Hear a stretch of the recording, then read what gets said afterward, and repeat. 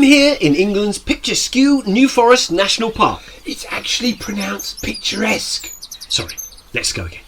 I'm here in England's picturesque New Forest National Park to discuss the growing wave of corporate rebranding and renaming.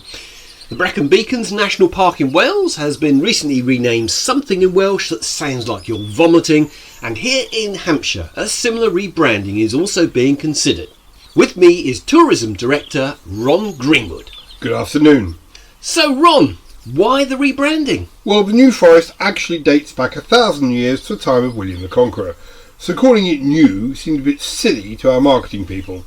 Also, we want to bring the tourist revenue in, bums on grass and so forth. Sherwood Forest has Robin Hood to grab the punters, and all we've got are a few mangy ponies and some secluded car parks, suitable only for fly tipping and alfresco adultery. So, what are your plans? Theme park, like Dismal Land in America, only here, in England. Really? Yes, we're in discussion with the J.R.R. Tolkien estate to rebrand as Mirkwood. You know, like in his book, The Lord of the Hobbit? Really? Why Mirkwood? Well, it's pretty shady and it rains all the time. How realistic will it be? Well, we've already got some real witches who live out in Burley. They've agreed to dye their hair blonde and wander around in see-through nighties to pretend to be elves. Are they immortal as well? Immoral, certainly. No, but living in Burley seems like living for an eternity, yes. School children can put on false beards and dig up roadworks on the A399 as dwarves. Or we can get the girls to stop shaving their feet and pretend to be hobbits. I mean, they all smoke weed and eat 12 times a day as it is. Right.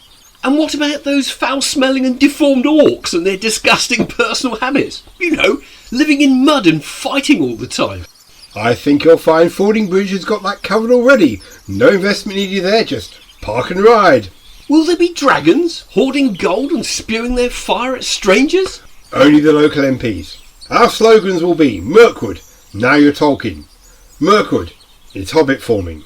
Ringwood, the Mirkwood market town. Fordingbridge, you really ought to see it.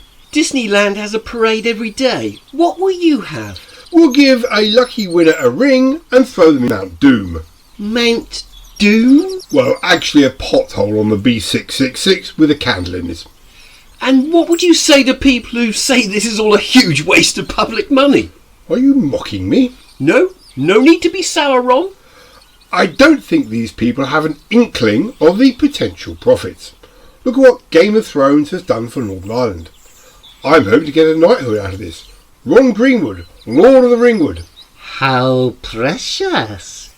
And how will you deal with the endless traffic jams on the A31? Oh, that's the selling point.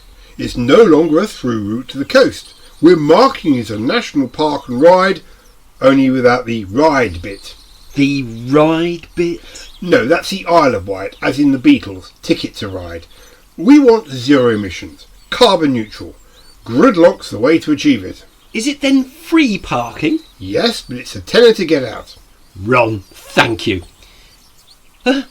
Was it me? Or did that tree just move? Ah, another one of our entertainments. It's a camouflage car park attendant.